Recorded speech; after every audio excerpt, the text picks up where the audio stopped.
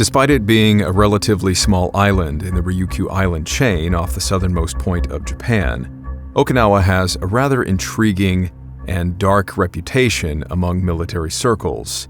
For decades following the end of World War II, the island has long played host to several U.S. military installations, and therefore tens of thousands of active-duty American service members and their families. With its variable seasonal temperatures, typhoons, bugs, and all the nuances that come with living in a place inundated with Japanese culture, many service members fall in love with it and even move to Okinawa following their end of service. Many more will never go back for any reason. But aside from being either loved or hated as a place to live, Okinawa is widely considered to be one of the most haunted places in the U.S. military. Far from being only a military phenomenon, there are countless stories littering online forums, books written by ghost hunters, and other sources citing local Okinawan legends and spiritual beliefs. It's not possible to even scratch the surface of these many stories and their history in a short amount of time. So we are going to dive into a few of the more detailed accounts offered by several individuals, particularly those who spent time living on one base located in the central region of the island. This is the Smoke Pit, and these are true stories, as told by various servicemen, about the terrifying experiences they had while stationed aboard Marine Corps Base Camp Schwab.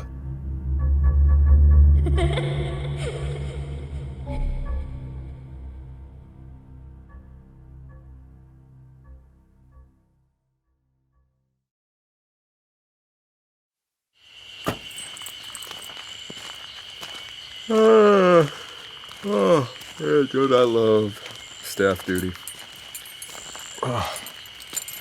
Sir, you have any idea which one of these keys opens this damn thing? No, Staff Sergeant, I do not. Oh, that's just great. It's like a Bugs Bunny cartoon. The garage, the front door, the back door. Why don't they label these Oh, things? where did she come from? Oh. Young lady. How'd she get over the fence? Oh, I hope this doesn't mean paperwork. Young lady, you are not supposed to be in there. Where do you think she came from? She looks local. Sumimasen, eigo hanimashika? Do you have any idea how to say anything in Japanese? No. No. Young lady. All right.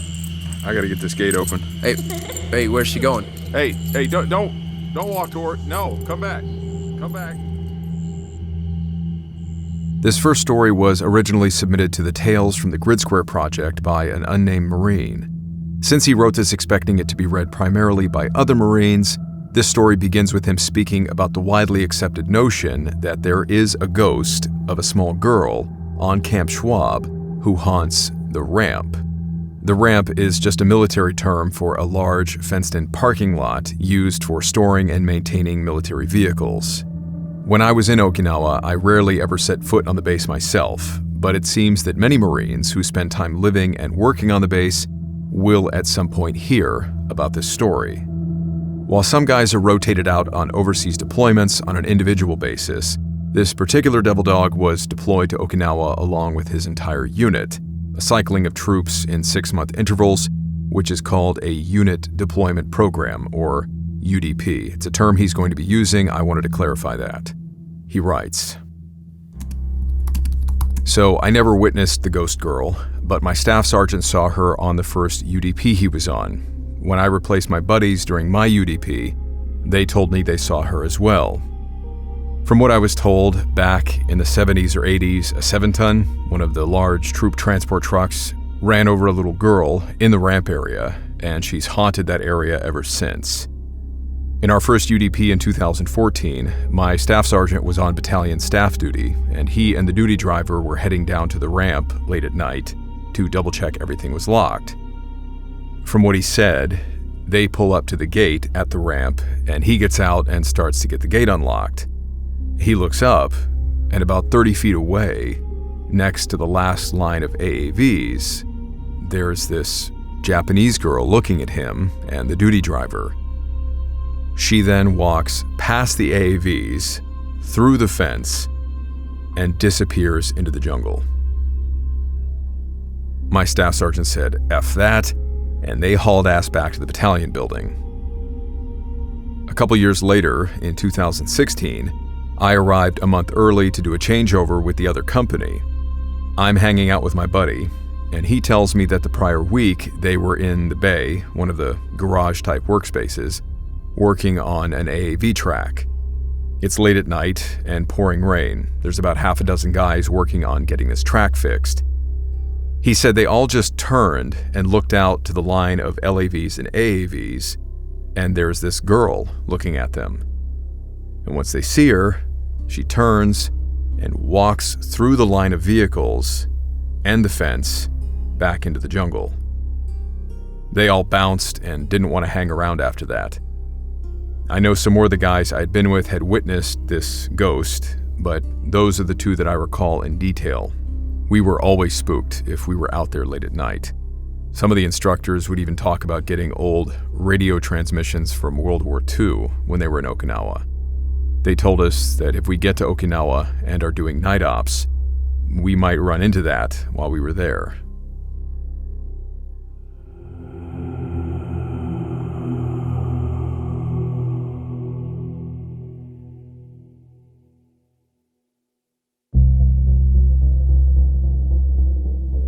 As he more or less indicated, detailed accounts of the ghost girl on the ramp at Schwab certainly exist, but most have not been widely shared. It's more of a rumor than a collection of stories. But if it's any indication of how widespread this story is, it is often mentioned by Marines in online forums.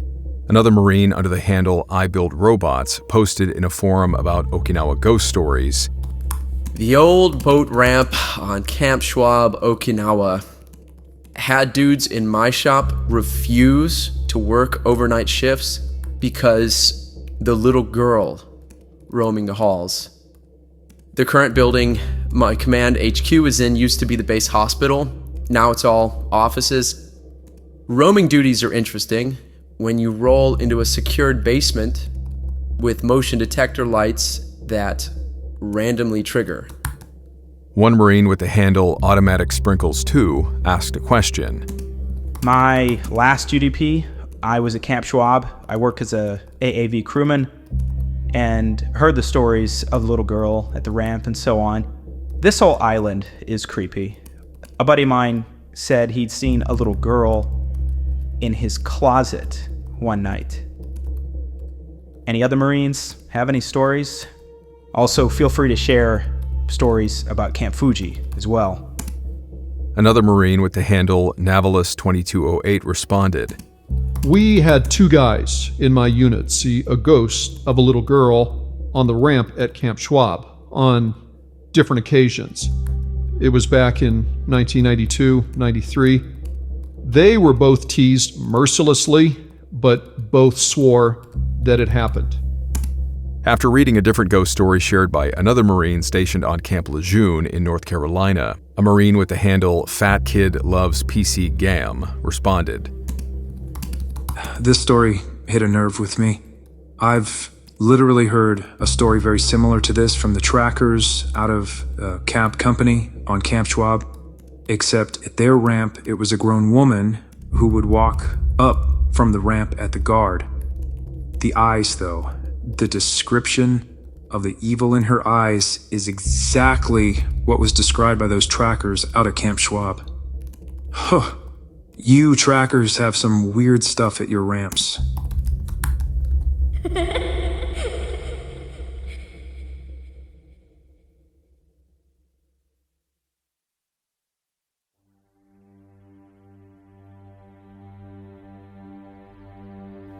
This next story about the same little girl was directly emailed to me by a Marine named Ryan.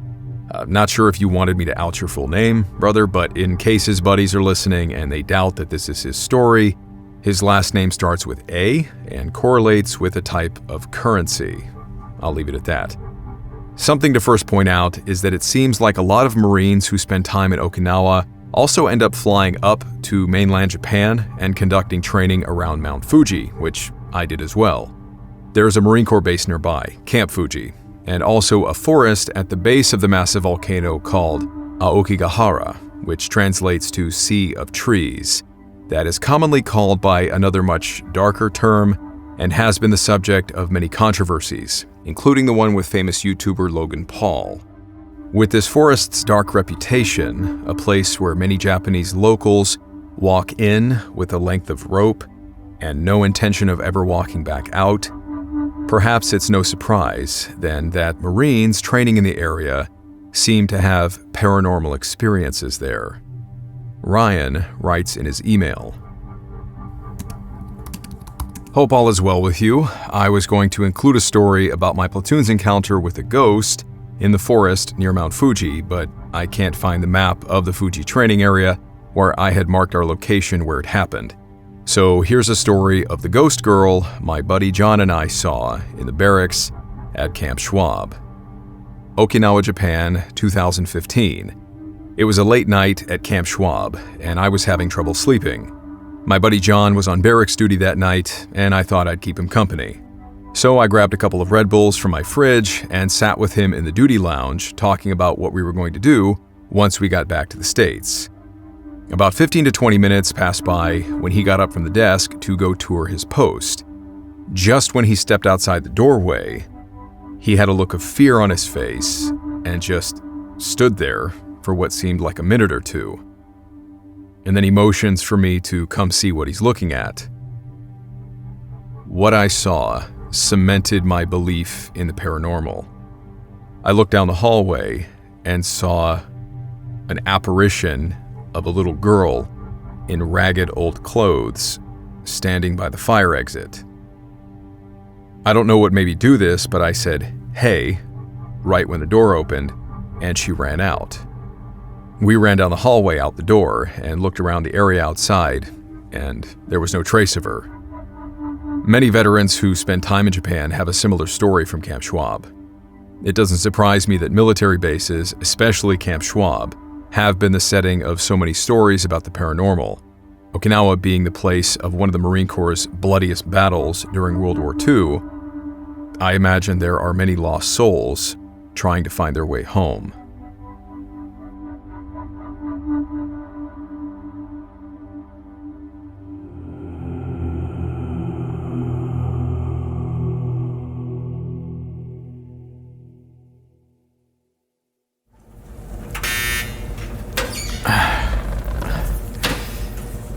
Well, it's nice to actually be able to get my laundry done while everybody's gone. They're all gonna come back and probably stuff their SIF gear right into the machines. Break the only two we have left.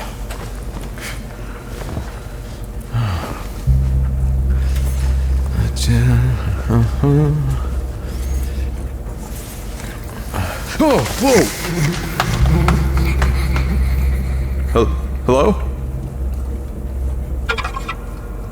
What the hell?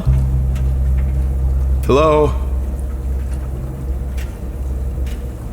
Okay.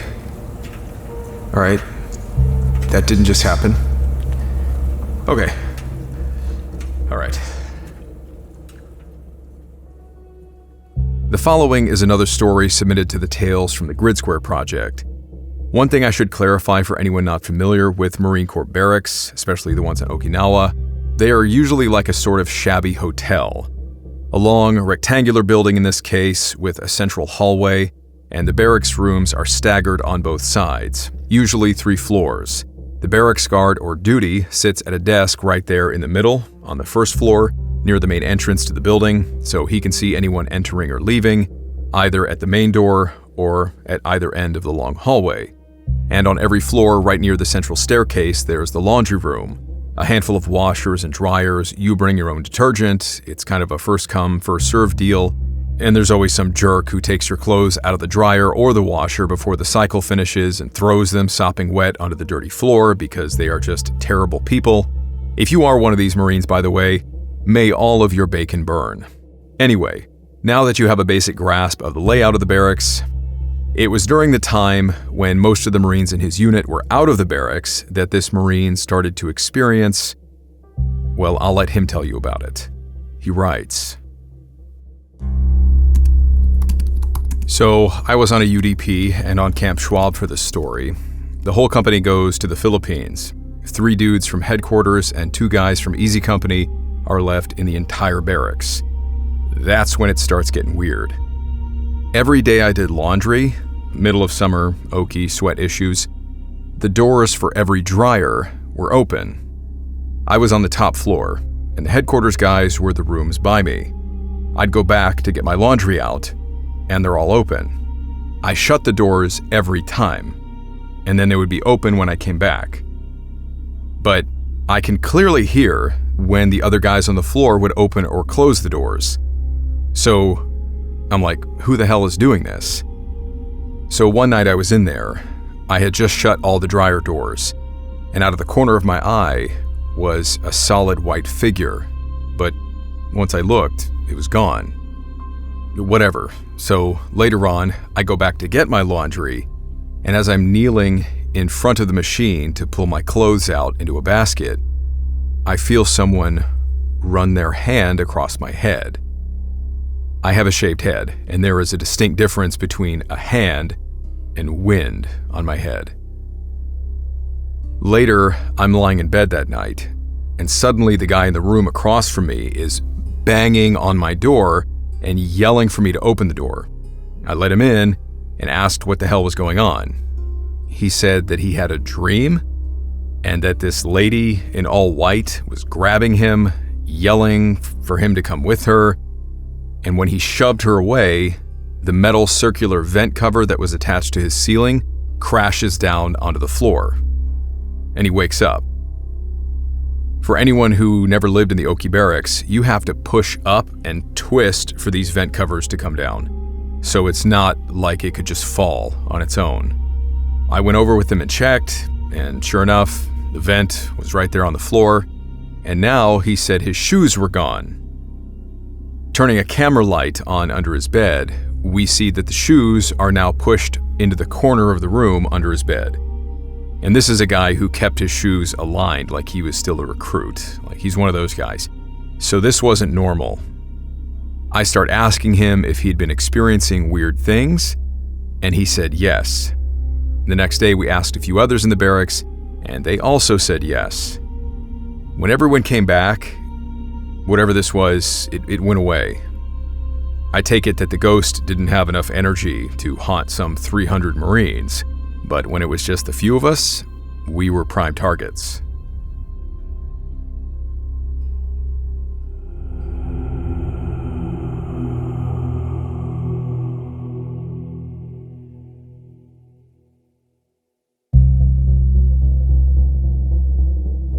This next one is from a Marine who likewise shared his account with the Tales from the Grid Square Project.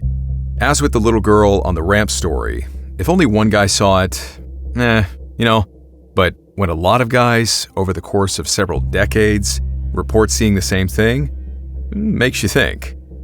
Not sure if it's the same building, since most units are split up into sections, S1, S2, S3, headquarters, battalion, all that, and they might each be assigned to several different barracks, but this next one reminded me of a story my buddy Trip, who I met in Okinawa, shared from living in the Marine barracks on the base in 29 Palms. And I gather that there's guys from 29 Palms who ship out to Oki and back. And with Trip, I mean, these two stories are so similar, his and this one, that it implies that there is some truth about spiritual entities attaching themselves to people and being transported from one place to another. And this thing seems to be moving back and forth between those two bases. Because he, the Marine in Okinawa now, writes, I couldn't tell you exactly when it happened, just that it was on Camp Schwab at the 4th Marines Barracks, probably in April, around 0200, 0300 in the morning. Nothing before this would have ever led me to believe my barracks were haunted. Schwab had a handful of cats and dogs running loose, and one morning on my way in, a dog caught me off guard by barking and jump-scared the hell out of me coming over a hill. That was the extent of scary things I figured would ever happen. I don't particularly remember what woke me up. I remember coming to and being 100% awake, no eye rubbing or yawning, just bam, awake, and unable to move anything other than my head. I turned right and I could feel this presence watching me. My bed was positioned on the back wall, so it was the first thing you'd see if you entered the room. I could see the faint outlines of a shadow about the size of a person. This thing felt evil. It felt like it was after me, and God only knew what it would do if it ever got to me. I started to pray. I'm not even religious, but I've read into a few different religions out of curiosity. I prayed to every deity that came to mind for help. Once I realized I could actually start moving my body, I finally was able to build up the courage to sit up in bed, get dressed, and go past it out of the room. My praying seemed to have held it in place while I quickly walked past it. I made it out past the duty desk, and he asked me why I was awake. I proceeded to tell him, thinking he would never believe me, but he does. Oddly enough, one of my buddies came up and recounted he felt tired earlier in the night, but something within himself told him he needed to stay awake a while longer, like he had this weird intuition, and that's why he came out to the duty desk as well. We all ended up going back to my room, and this entity was gone by the time he returned. I had later heard rumors of people on base throughout its long history practicing black magic, but who knows if that's true or not. I never heard from anyone else during my time on the Rock if they experienced anything similar. I recently read a post about someone else at LAR having something similar happen to them. It gives me the creeps to think about it all, but at least I know I'm not 100% crazy.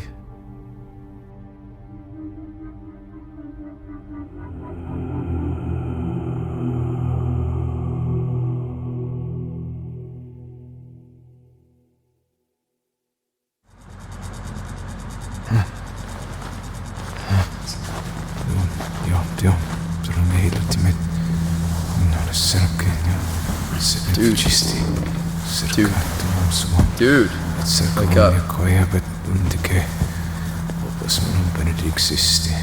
Dude, you're talking in your sleep, man. Wake up. Dude.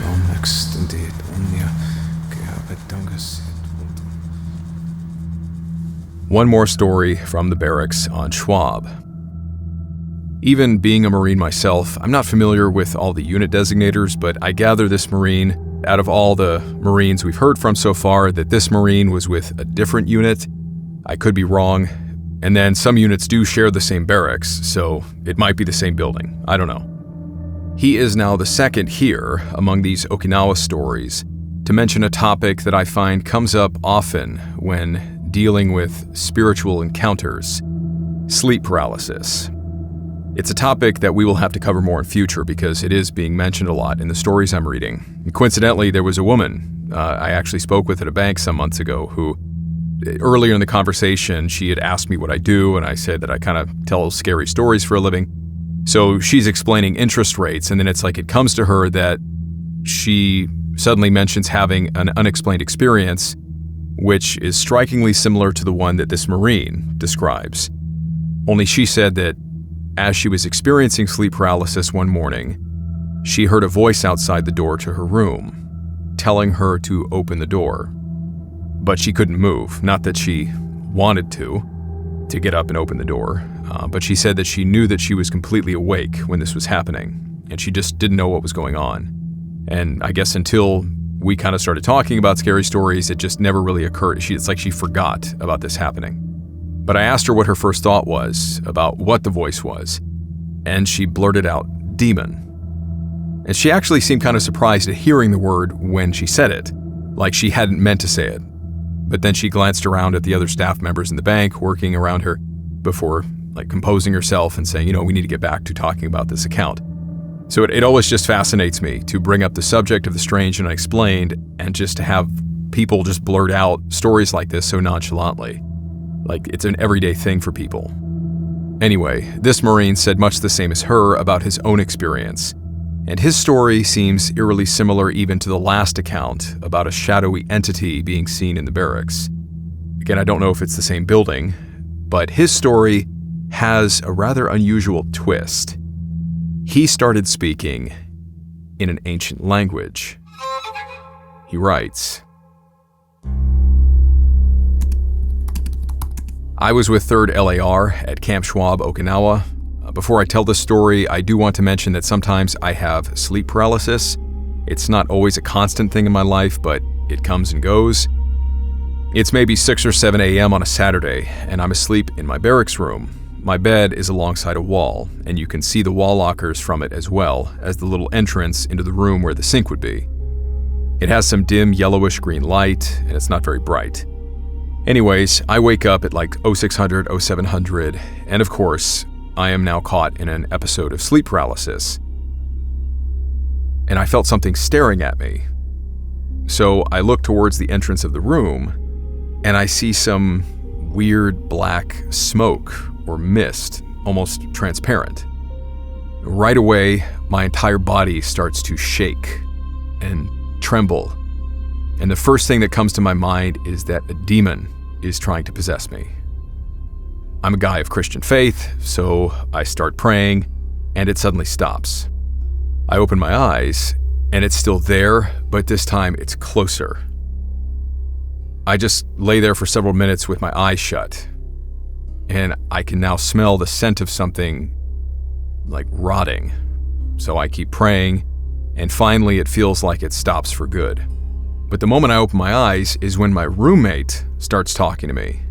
And I look, and this thing is gone, but my roommate is now staring at me, and he goes, "Bro, you were sleep talking. I didn't know you spoke Spanish." I don't speak Spanish. And I now believe he actually heard me speaking Latin. But I don't know Latin either, nor have I ever heard it spoken. And I also read somewhere that the scent of something rotting can indicate a demonic apparition. So, yeah, scary stuff.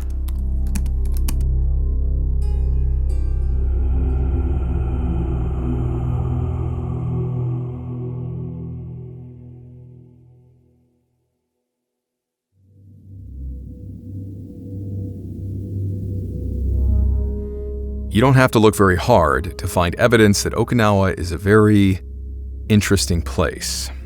Reading up on other opinions about the causes for the island's paranormal track record, many people do seem to agree about the tragic history being the root cause. Around 50,000 American casualties, 100,000 Japanese, and nearly 150,000 civilians were killed during the 11-week period known as the Battle of Okinawa. That would amount to a staggering average of 3,896 people dying every single day, which is about one person every 22 seconds, for over 2.5 months. And we know that's not how it happened in reality, right? The averages. Quite possibly there were single days where the lives of tens of thousands of men, women, and children came to an abrupt and tragic end. And even more sadly, many among the civilian casualties, especially women and children, died unnecessarily. Traditionally speaking, Okinawans are not Japanese. The annexation of the Ryukyu Kingdom by Japan happened in the 1870s. The assimilation of the Ryukyu Kingdom and the prefecture of Okinawa into Japanese imperial culture then took place, one example now being that relatively few people still speak Okinawan, the nation's original dialect, and it has recently been classified as a severely endangered language. True, the replacement by Japanese culture was somewhat gradual during the first few decades of Japanese rule, but in an increasing effort to foster Okinawan loyalty, Japanese military culture was being more forcefully imposed on the Okinawans in the lead-up to World War II. The concept of gyokusai, or shattering like a jewel, was prevalent in Japanese military culture. This ideology emphasized dying honorably rather than facing the shame of capture. Okinawans were ultimately subjected to imperial subject education, which taught that dying for the emperor was honorable and that falling into enemy hands should be avoided at all costs. During the American invasion of the island, among all the other atrocities that war produces, the American soldiers were shocked to see Okinawan parents throwing both themselves and their children off of cliffs. It wasn't until later when they found out why, which was that the Japanese military had either coerced the Okinawans or forced them to do it, telling them that if they allowed themselves to be captured, the American barbarians were going to brutally torture and murder their families anyway. Many civilians were given hand grenades, one to use on the Americans and the other one to use on themselves and their children. A practice often carried out by Japanese soldiers in the face of surrendering to their enemy.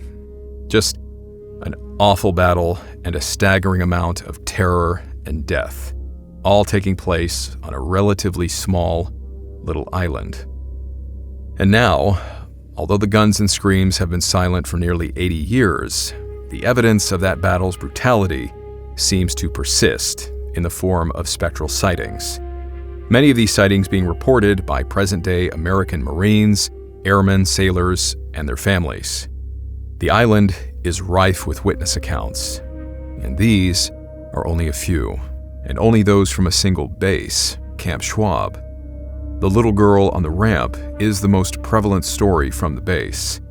Considering the fact that many young women and children died during the battle to take the island during World War II, while there are no sheer cliffs on the beaches nearby, I do have to wonder if that little Japanese girl, and even the Japanese woman some Marines have reported seeing, the two of them staring so intently at what they might even know are American men, and the little girl running away from them. I have to wonder if these ghosts are not a haunting testament to the atrocities that took place on where Marine Corps Base Camp Schwab now sits.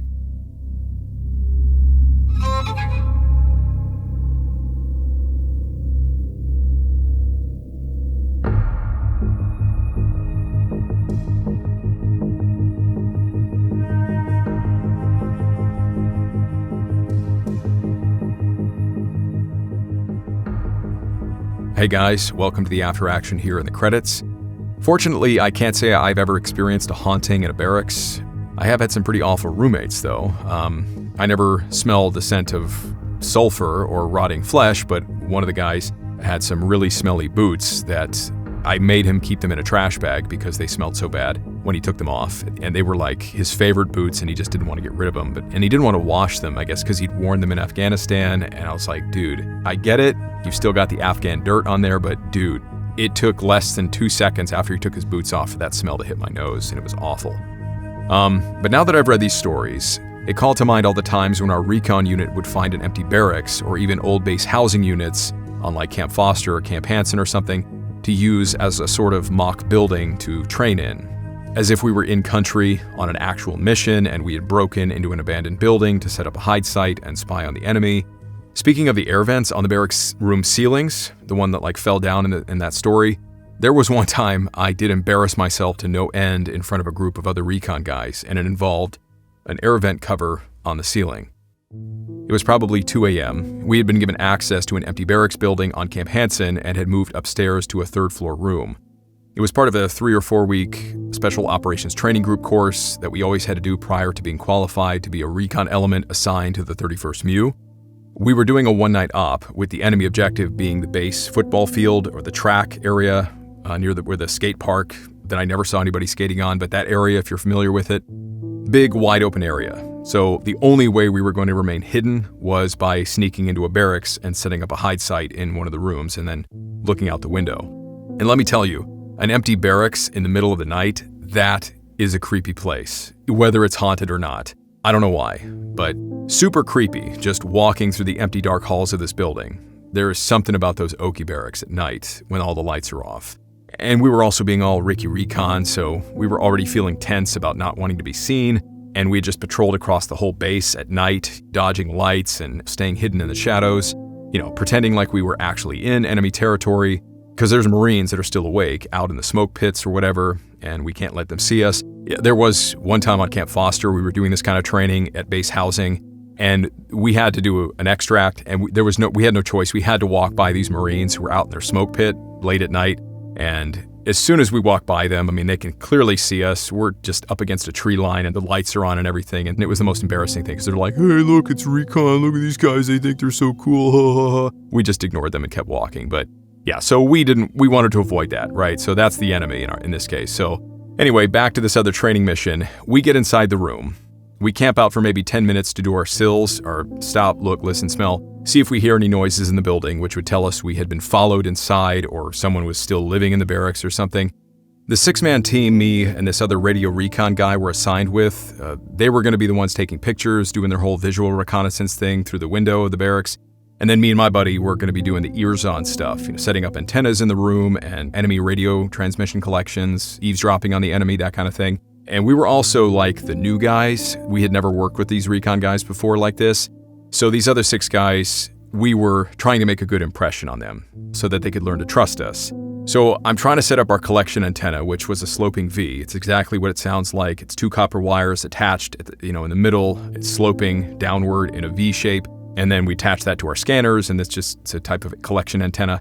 But unlike being in the woods where there are trees and branches, there was nowhere in the barracks room to attach the upper ends of the wire except the ceiling of the room. But the ceiling was painted, the AC was off in this barracks, so with the humidity in Okinawa, none of our riggers tape or anything that we had was sticking to this smooth, damp ceiling. So I was able to attach one end of the antenna wire to the metal air vent cover. The bare metal held it up pretty well. But the only other thing, I had to get some distance between that wire and the other wire to make the V shape. And the only other thing on this ceiling was a fire sprinkler and this little metal, I don't know what it was. It was like a little disc, a little metal cap of something. I thought it was covering like a pipe in the ceiling. I don't know. I didn't want to touch the fire sprinkler because back when I first joined the Marine Corps and I went to my first unit, there was a guy who hung his uniform on the fire sprinkler. He broke that little tube that's in there and it flooded the whole barracks. I knew not to mess with the sprinklers. So I decided, I'm going to use this little metal disc thing to tape this copper wire to. So I start to, I get up on a chair and I start to tape this thing. And unless it was just some horrible coincidence, as soon as I start messing around with this disc thing on the ceiling, the fire alarm goes off in the entire building. Like, everyone in a quarter-mile radius now knows that there is someone in this building. So there I am, just standing on a chair, my hands touching the ceiling, frozen in place in the middle of this barracks room, and everybody, all the other 7 guys in the room are now staring at me, like unpacking their gear, like mid-pulling something out of their rucksack, just looking at me. And they were all just getting ready to settle in for a night of collection, like we had just had a really long patrol, and they're like, dude, what the... As if it wasn't already obvious, one of the guys just points at me and he goes, "It was you." And I was like, so embarrassing. So we all take a beat and we look at the recon team leader who's in charge of this team. And we're like, okay, this is a training mission. What do we do? It's 2 a.m. We're all exhausted from sneaking across the base to get here. In my mind, I'm thinking, we could just stay and wait for the alarm to stop. It's not like we're actually in danger. I don't know what the protocol was, but it was decided that it was best just to leave the building and then ask for instructions. So we pack up, we do our Ricky Recon thing to sneak down the 3 flights of stairs to get out of the building. And we actually did feel like we were in enemy territory now because guess who pulls up to the building as we're about to leave? PMO, base police, and the fire department. And so we hit the first floor and there are lights flashing outside and people are walking into the building now, opening the doors and stuff, and our adrenaline is now through the roof. So we need to book it down this long hallway to get out the fire escape on the side. And the team leader's just like, go, go, go. And so we slip out the side door into the shadows of the building and we're just kind of like moving alongside the side of the building, trying to avoid drawing any attention. We can see the police, the firemen, but they can't see us. We actually felt like it was pretty cool. So we slip off into the night, walking from one shadow to another shadow, never got caught. I don't remember what the aftermath was. We went to our established emergency extract point, which was probably the correct thing to do under realistic circumstances. But ultimately, I do think the SOTG instructors just brought us back to the building later after the alarms were shut off and the fire department was gone because we had permission to use the building and they had this whole thing planned for us that night to observe with enemy role players and whatnot, so we still had to complete the training. Did I ever get chewed out for it? Maybe, but I probably repressed the memory because everyone ratted me out and I just never remembered being so ashamed.